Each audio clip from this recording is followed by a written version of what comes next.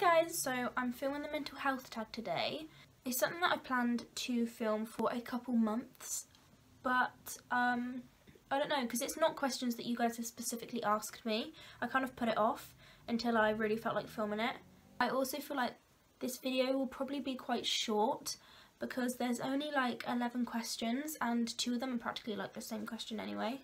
And they're not like questions that I feel like I will probably ramble on a lot. First question is, what is your mental health issue? I actually have 2, I think. If we're talking mental health issue, I have 2 diagnoses. Although I haven't actually been diagnosed with anxiety, but I've had like professional help for anxiety and I'm on medication for it. I obviously have anxiety, like I know I do, but I've never needed to say to know exactly what anxiety disorder it is. I am assuming that it's generalised anxiety disorder, GAD. It's not really anxiety in a specific area, but yeah, anxiety and sometimes anxiety attacks. And also, obviously, I had anorexia, and I'm still, for some part, like getting over it. Like I've gone into detail in other videos, I feel like it's not something that you just get over in like a year or 2. It is like, I guess it's a bit like smoking, like you can quit smoking, but the cravings might always be there. Or even when the cravings go, you might see someone having like a cigarette 10 years down the line and you might just fancy one, but you know, you don't go there. You still like fancy one because you used to smoke. I feel like that's what it's like with an eating disorder. Like I'm not just going to get over it and then never ever think negatively about food again. I just know that I will never act upon those negative thoughts because been there, done that. The next question is, are you on medication for them? And then the third question is, if so, what? And also not only medication, but it says professional like help, like therapy. So yes and yes. I am on medication. I'm on pregabalin or Alzane for my anxiety, and I've also had therapy or like professional help, counselling. I've literally had it all. I started seeing CAMHS when I was 10 and I was discharged from CAMHS when I was 17. So that wasn't like I was admitted when I was 10 and then discharged when I was 17. I was like admitted and discharged quite a few times, I think about 4 or 5 in those 7 years. But yeah, when I was 17, nearly 18, about 18 months ago, I was discharged from CAMHS for hopefully the last time. I mean, it's been 18 months, which is the longest I've gone without any professional help or, you know, therapy or stuff like that. So it's looking pretty positive. Also OCD. I have OCD, but I feel like that, I mean, A, that doesn't really affect me anymore, and B, I feel like that comes under anxiety anyway, because OCD is an anxiety disorder. But yeah, I had help from CAMHS for that, and I also had help from CAMHS for my eating disorder and for my like overall anxiety as well. Actually, the eating disorder team helped me a lot with my anxiety. I think just because I was in a mental place where I just was improving myself anyway by recovering from an eating disorder, that I was just in the right mental space to help myself with my anxiety too. I have like a bug bite on my shoulder and it's not cute. How long have you had these mental illnesses for? Well, I've spoken about this in my eating disorder story.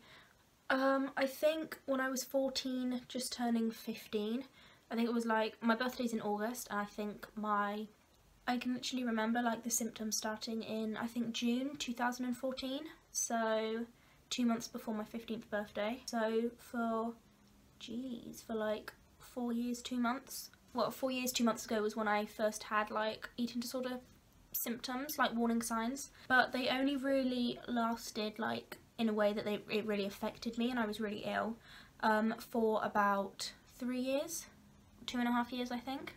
But it was such a busy and transitional time of my life that it feels like a lifetime. And anxiety, my whole life, like honestly my whole life.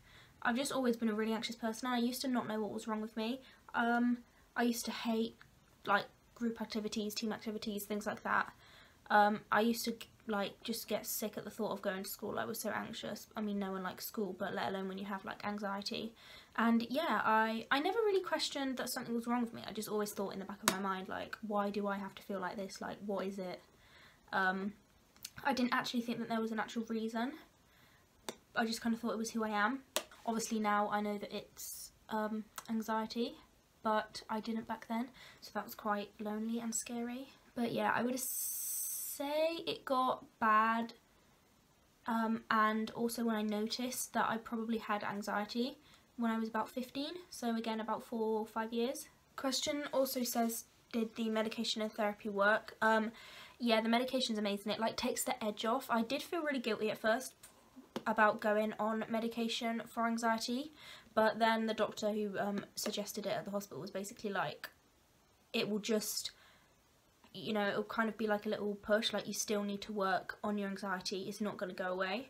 And also if you have a disadvantage, like if you have almost like a disability and you're less able to do something than the average person, like I'm less able to not feel anxious because I have anxiety and my brain doesn't work as it should, I guess. And you need that extra bit of help. There's nothing wrong with medication. Like some people need medication and are better off taking medication. And yeah, I've been pretty good with the pregabalin. My other tablets that I take, I used to have really bad side effects, but with the pregabalin, the only really real side effects I get are occasionally when I feel like it's when I'm in a deep sleep. When I wake up the next morning, my lips and my eyelids will be a bit swollen. Also not cute. That's like not something that I would say bothers me at all. It's just a bit uncomfortable sometimes, but it goes down in like a minute, so it's all good. And my therapy worked a lot as well. I feel like CAMHS worked the most when I was under the eating disorder service, like I said, already in the mental space to want to recover from my eating disorder and therefore anxiety too. But also because I was a little bit older, like when you're 10, you're not really old enough to reflect on your life and be like, oh, I have this wrong, I should probably work on this, you know, even though people are telling you, like, you need to want to help yourself for other people to, you know, be able to help you. And I feel like for a long time, while I didn't necessarily not want to help myself, I just wasn't feeling really passionate to help myself because I wasn't really sure there was anything wrong. Now obviously I'm in a better place because I was older when I was 17 and I was ready to help myself. The last like 6 to 9 months that I was in CAMHS really changed my life and probably helped me more than those 7 years before ever did. But it's different for everyone, but it has to be like a two-way relationship. Do my family and friends know is the next question. Yes. My parents were like the ones that brought me into CAMHS and like went to my CAMHS meetings with me, obviously because I was so young, so of course they know. And yeah, my friends know as well. Like I'm pretty open about stuff because I know it's nothing to be ashamed of. Everyone's got something. Mine just happened to have like a lot of labels attached to them, which can make them sound bad, but I feel like my friends know me anyway, so it doesn't make a difference whether I have an eating disorder or anxiety disorder or OCD or, you know, that kind of thing. Next question is, does it affect my work and daily living? It used to a lot more than it does. Obviously my eating disorder affected my daily life, like routine, like for years. It was like all I was thinking about. Obviously that's a lot better now. And anxiety, it does when I go through stages. Like I can have a couple weeks or a couple days, typically a couple weeks, when my anxiety is really bad, and then I have a couple months where it's fine. And the weeks that it's really bad, sometimes it can make me feel really low and almost depressed and just like exhausted, because anxiety is mentally so exhausting, like you don't realise. Also I get like stomach cramps, I get anxiety, tummy aches. I can go quite a while almost forgetting that I have it. Whereas it used to affect me all the time, and so did my eating disorder. Like a couple years ago, they were both all I thought about, and like I wouldn't go out with friends and, you know, stuff like that for both reasons, the anxiety and the eating disorder. So yeah, it used to a lot, but not so much anymore, like hardly at all anymore, apart from the anxiety when I'm going through like a really anxious stage. But now that I'm aware of my anxiety, what triggers it, and the fact that it can hold me back and like make me say no to things that I would usually say yes to and make me miss out on opportunities.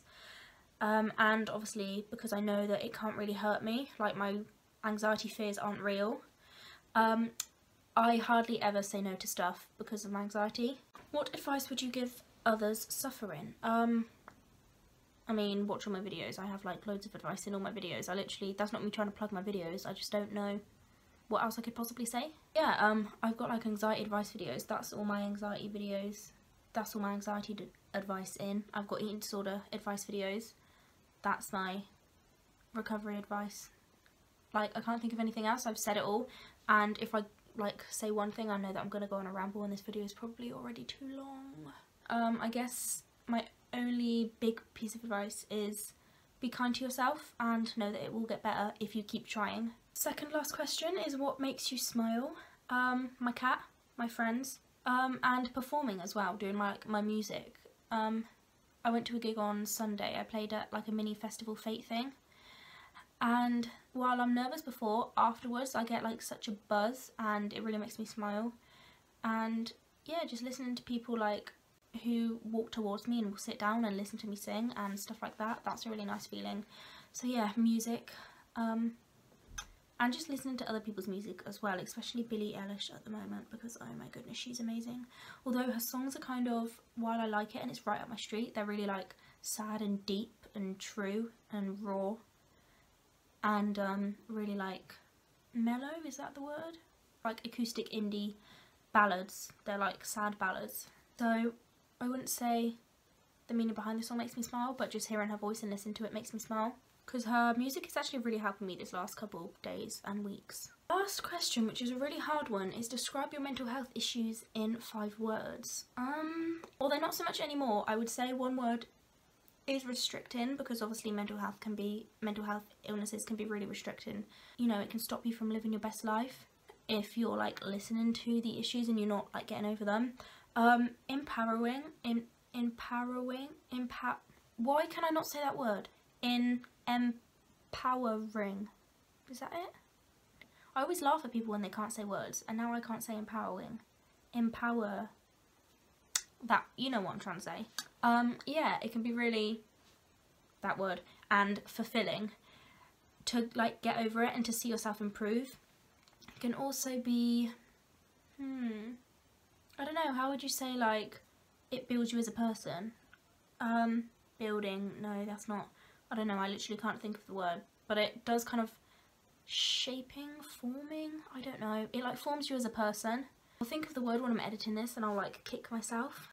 But yeah, it can really shape you as a person and really like teach you lessons and stuff. Another word, exhausting, because it can be quite exhausting. And also, I would say lonely. Sounds really sad, and I don't feel lonely anymore, but mental illnesses can just be quite lonely. That is all of the questions. Thank you for watching this video. Sorry that I rambled, but what else is new? And I hope you enjoyed it. If you did enjoy it, please give it a thumbs up. And subscribe if you want to, if you're not subscribed already. And I will see you in my next video. Bye! What the hell is that?